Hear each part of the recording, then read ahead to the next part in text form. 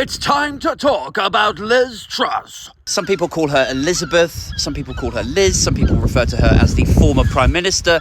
I think call her whatever you like. I call her a witless one-person carnival of idiocy, but you do you. Last year, Liz Truss became the British Prime Minister by virtue of the population of Conservative members who had voted her as Conservative leader.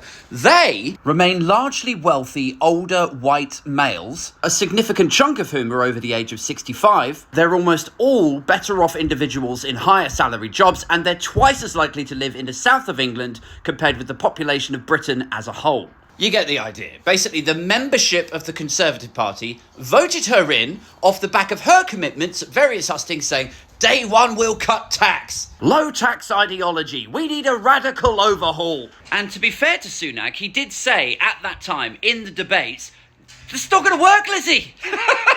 You're living in cloud cuckoo land, sweetheart. Anyway, despite the common sense that Sunak was speaking in a fiscal sense, she still managed to get the leadership, probably because of the demographic of the people that we're voting. We've just covered this, but also probably a little bit of pushback against elitism. Sunak was educated at Winchester, while Liz Truss's family had a stab at getting her educated at Roundhay Comprehensive. Anyway, so then she's Prime Minister, and between her and Kwasi Kwarteng, they slashed taxes across the board. They refuse to show their workings. The Institute of Fiscal Studies say, hang on a second, we've got no confidence that this is going to work out. Suddenly the markets panic. They're like, these two are fucking nut jobs. We're pulling our money out. £30 billion of magic money has to be created to steady the markets, to buy back bonds. Pensions, insurance, the pound, everything starts wobbling.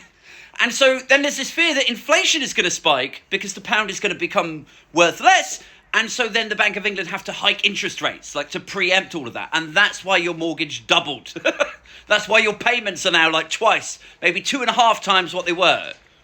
That is what happened. It's got nothing to do with woke culture or whatever the fuck Truss is going on about now. Liz Truss is set to deliver a speech blaming woke culture for high taxes. She also said in the speech she had underestimated the pushback from the status quo against her radical, brave new agenda. Like, no, that is not what... Like, whatever happened to the party of responsibility, man? Like, when I was 4, I shit my pants on a family holiday, and it ruined the day out for 2 separate families who had to manage that situation.